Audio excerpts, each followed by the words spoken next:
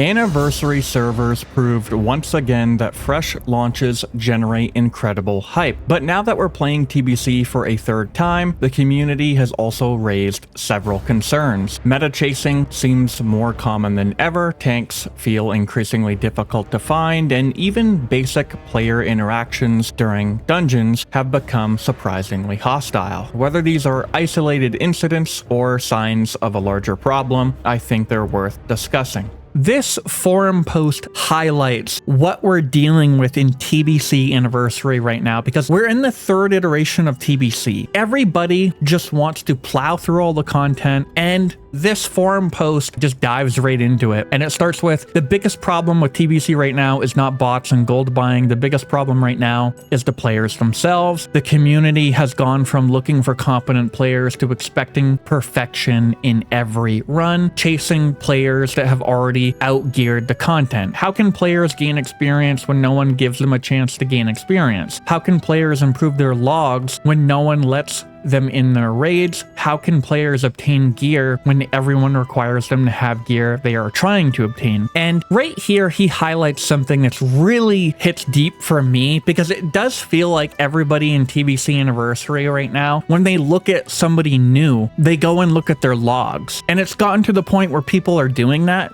for heroic dungeons. Like you'll literally whisper somebody, and it takes, like I've literally whispered people, and it feels like minutes, because I know in the background they're trying to look at my logs, or they're trying to make it so where when it comes to like expecting perfection in every run, most runs that I try to get into, heroic dungeon runs, people are trying to do like these spell cleave comps. And if you're a class that's outside of that spell cleave meta, well, bye-bye. And it goes further with this forum. Like, we have created a system where players are expected to already have rewards before they are allowed to pursue those rewards. It just makes no sense. Sure, YouTube has guides, but watching a guide on YouTube on how to ride a bike will mean you still wobble the first few tries. People's obsession with parsing has not helped the game. Everybody judges each other over a color of their number. That's not healthy for the game. And especially because this is the third iteration of TBC, and this goes hand in hand with the whole logs thing, it's like everybody, it seems, just cares about parsing. And to the extent, like, it felt like this was an issue too in TBC Classic in 2021, but it seems even more prevalent in TBC Anniversary, because it's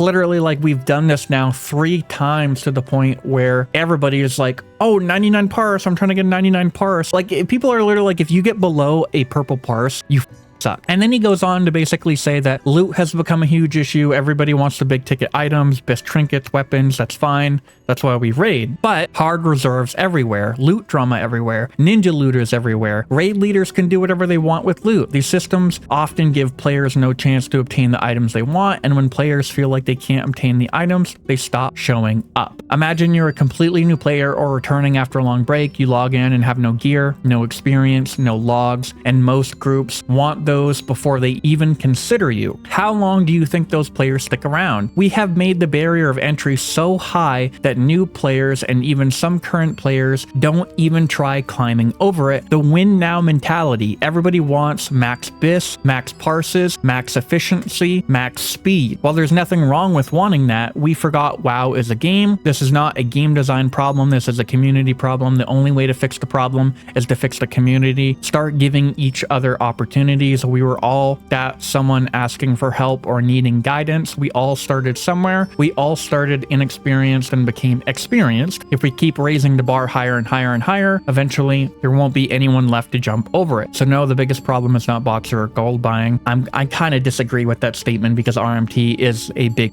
problem right now. The biggest problem is the community's obsession with perfection. So I think he hit the nail on the head with everything that he explained in this article, because I've even said it too multiple times, where it feels like the community in TBC is all they care about is parsing and rushing through content. And when you look at people, you're trying to look at their logs to try to judge if they're a good player or not. And it does feel like sometimes if you are a new player and you're joining representing a guild, or even if you're just a pug, you're never going to have a chance at BIS or anything, mainly because all of the cool, good items are hard reserved, which I kind of get, rightfully so in a sense, because if you are a guild, like DST for example, if you're a major guild and then you invite a couple pugs, do you necessarily want those pugs getting something like DST? Not necessarily. I wouldn't as the GM, but in the overall sense of like the win now mentality and like the parsing mentality, there are examples of where certain guilds are trying to hard reserve multiple items, and that just kind of makes no sense. I feel like if a guild want to hard reserve one thing, that's fine, but you don't need to do crazy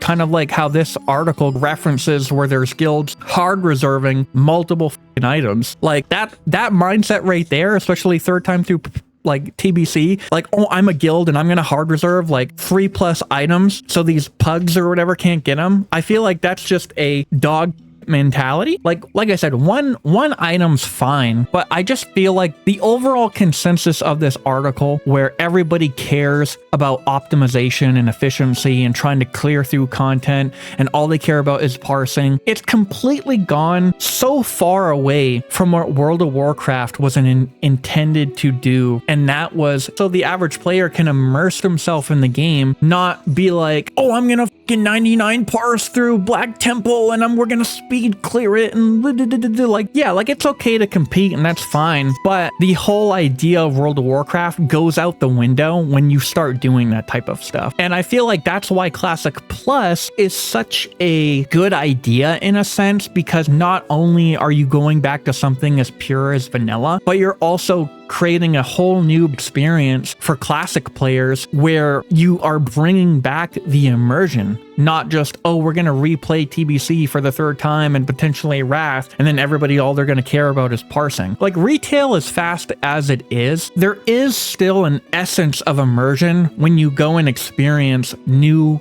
content or new rating content, because you have no idea what it is. Unless you go on like the PTR or something, you're still experiencing it for the first time. So like, that's why Classic Plus is such a good idea, because classic players have had nothing new since Classic WoW even became a thing. So like, this article is just a really good article, and it brings up where I personally had a couple experiences, specifically in Vanilla Anniversary, where like somebody in my guild, like a mage, and there was like multiple mages and casters, and some of them had Mage Blade already, and we were going into Blackwing Lair. So like, you had people who had like Mage Blade, and then other people who had blue items, and then something like the Staff of Shadow Flame drops from Nefarian. But like, when you look at the mages, they're all performing the same rotation, they're all doing the same thing, they're all pumpers, but one of them has a blue item, so they're doing a little worse than the person with Mage Blade. So what does the guild go and do? Oh, let's give Staff of the Shadow Flame to the person with Mage Blade. Is that helping the guild overall? Not really. You're only rewarding one player for pumping because he had an epic item already. He had Mage Blade. Oh, so let's give him Staff of the Shadow Flame. But like I said, is that helping the guild overall? No. The realistic good thing to do would have been to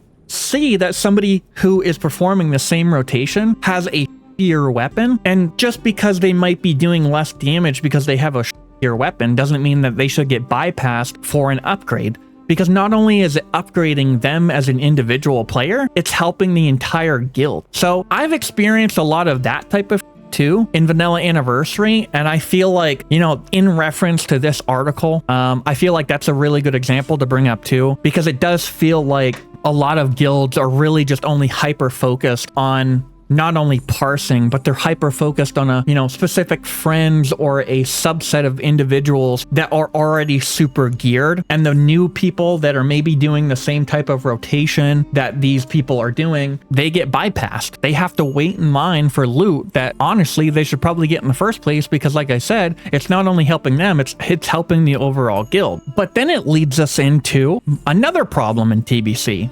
And that is where I found this Reddit article, the tank issue, tank drought. The lack of tanks in TBC is insane. Just trying to find a group for SM is impossible because there's no tanks, not to mention the 10 different warrior DPS. I'm trying a shaman for the first time after running a warrior, and I'm tempted to just make a tank class if it's going to be this hard to find a group. And this has been going on all of TBC. I made a video about it. I even made a video in regards to the whole, like, you know, I should say meta mentality, where there's not a lot of tanks right now. Because this is the third iteration of TBC, people don't want to go back in and do the same thing that they've already done twice now. And tanking is one of those things. And you see right now in the community, players only really want to tank. Like, they're only coming tank if they're being paid, or they're getting all the greens and blues that nobody wants. It goes even further with class stigma in relation to tanking too, where warriors and druids are looked down upon because their threat is more single target focused, whereas a paladin shines in heroic dungeons or just dungeons in general because of their AoE threat. And let's kind of read some of these comments. This and also most of the time newer tanks or off-spec tanks are discouraged from due to the meta, or since they are just typically not as efficient as a more versed tank. For example, Warlock and 2 Mage group only fighting pally tanks, but will kick a pally tank for going too slow. Perfect example, because it has to do with the meta. And I've experienced this too, where like, because there's not a lot of tanks when it comes to dungeons, specifically like heroic dungeons too, I tried tanking on my warrior and it went absolutely horrible. It took forever. Like, I'm surprised any of the people in the group put up with me because they were a lot more geared, and like, it was really hard for me to keep threat while they were just pumping on the DPS meter. And I see this all the time where a lot of groups will just kick somebody like a tank if they're going too slow, or if they're just not a pally tank, because everybody wants a pally tank. Like, if you're a newer tank, it does discourage you a lot, because if you have a bunch of this just new blue gear, you're not a decked out tank, and everybody in your group is like almost BIS, or like at least better geared than you are, it does feel really discouraging because you're constantly battling for threat and losing mobs to the DPS. I feel like the best case scenario right now is to do something similar to like what Wrath did, where they got given a reward bag for filling these high demand roles. You know, honestly, if I am going into a dungeon and I'm expected to be pressured of doing everything from managing threat to doing the pulls to making sure that everybody stays alive, and also you have the healer managing everybody keeping alive through their healing, yes, they should be rewarded a little bit extra than the DPS, because all the DPS are sitting there doing is zugging out with their rotation trying to top the meter. So something like a simple reward bag, or just like giving some money to the tank or healer, would help this problem, because it's causing people to not want to fill these roles because they're not getting anything out of it. And then you have all these new players that are trying to fill the roles, and everybody either makes fun of them or they get kicked because they can't keep up with threat. It gets even worse. I use the Who tab to try to find tanks. We play classic WoW. It's a social game. You know, if you're going to try to find tanks, you might as well use something like the Who tab to filter out something like, you can literally type in like 60 to 62 paladin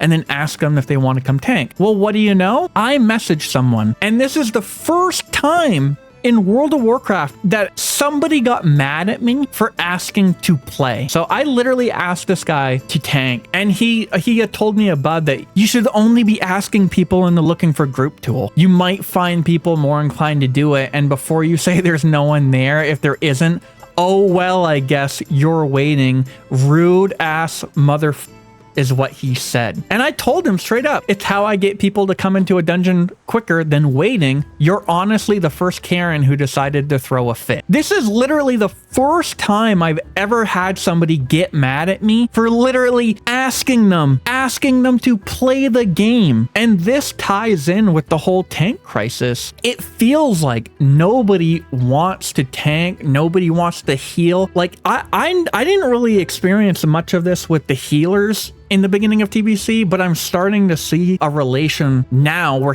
where healers are literally doing the exact same thing. That instead of I will tank, but I get all the unwanted blues, greens, herbs, they literally are like, I will heal, but I get all the unwanted blues, greens, and herbs. Like I said, the simple fix is to implement an actual in-game feature like they did in Wrath, where tanks and healers get some type of reward instead of depending on other players to pay the tank and the healer, or have people get mad at you in game like this because you're apparently asking them to play. But I think overall, I do think Blizzard, like I said, they need to implement something like that where tanks and healers get a reward so the players themselves aren't doing it. And that's pretty much it. Let me know your thoughts down in the comments about what you think about the tank crisis, the meta crisis, just overall comments about the entire situation. But thank you guys so much for watching, and I'll see you in the next one. Oh man, this is insane.